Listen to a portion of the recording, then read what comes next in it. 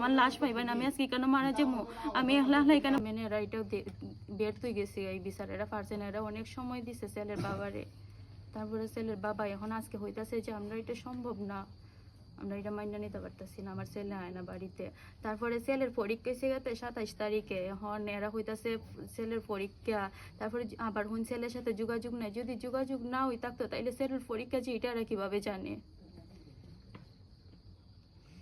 তুমি কি এর আগেও কি এখানে অনুষ্ঠান করছিলে? জি আমি আর এক সপ্তাহ আগে আইছি তখন সময় চেয়ারম্যান মেম্বার সবাই মিলে হতা দিছে এমনকি জারুলিয়া বাজারে সজল আছে না তাইনও হতা তাইনের সামনে হতা দেওয়া হয়েছে যে তোমার আমরা এক সপ্তাহ পরে আনমু তারপরে এক সপ্তাহ পরে এরা যায় না শুক্রবারে আবার চেয়ারম্যানের হাত থেকে এরা 3-4 দিনের সময় আনছে তখন সময় চেয়ারম্যান মামা এরা সময় দিস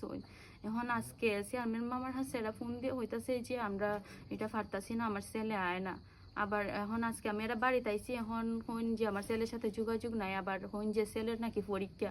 চেয়ারম্যানও হইন তোমার ছেলে যদি নাই তারপরে তাইলে আমরা ডাহা যাই ডাহা গিয়ে আমরা বিয়া দেওয়া দিমু এখন এটা তো মানুষ না তারপর হইন তাইলে আমরা ভিডিও কলে বিয়া দিই এটা তো এরা রাজি হয় না এরা বাড়িতে কয়টার দিকে আসছিল? আমি 4টার সময় আসছি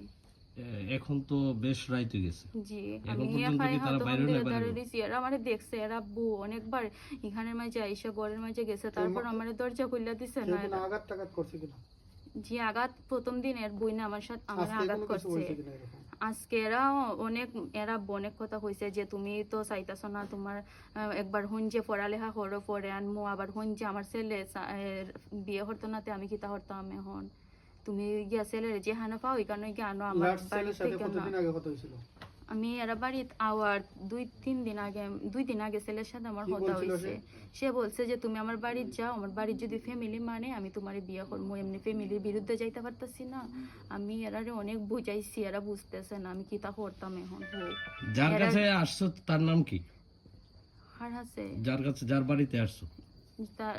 নাম হইছে ইমন আমি ইমন রে খুঁজে আইছি ইমনই আমারে পাঠাইছে বলছে তুমি আমার বাড়িতে যাও এখানে মূলত তোমার আসার ওই মূল উদ্দেশ্যটা কি মানে কি কারণে আসছো? আমি চাই আমার সাথে ওর বিয়ে হইতো সে আমারে পাঠাইছে কইছে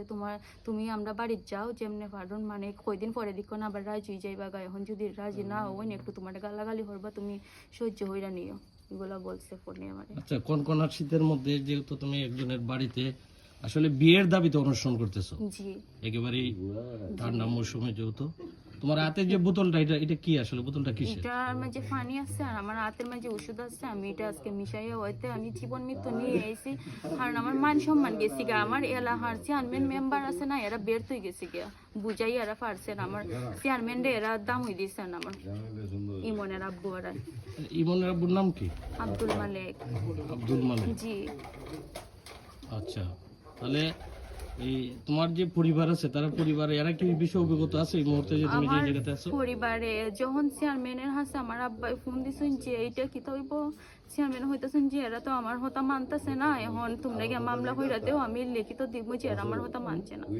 তখন সময় আমি হতা শূন্য আমি ঘরের পিছনের দরজায় আমি ফালাই আইছি বোরকা টুরকা রাস্তাতে পইরা আইছি আমার ফ্যামিলি জানে না পরে আমার ফ্যামিলি অনেক খুঁজতে আছে তারপরে এরা ভাবছে যে আমি নাকি মারাই গেছি অনেক পুরা কেতাই গেছি আমার এলাকার তারপরে আমি কল দেখছি যে আমি এরা বাড়িতে আইছি আজকে হয়তো আমি এখানেই মারা যাই মন এই তো আর কোনো রাস্তা নাই আচ্ছা ইমনের সাথে যেহেতু তোমার যখন সম্পর্ক তখন মানে আমার জীবনটা একবার ধ্বংস হয়ে গেছে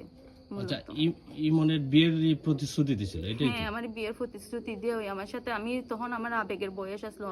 তখন সময় আমি অনেক কম বয়সী আসলাম 2018 থেকে তার সাথে আমার রিলেশন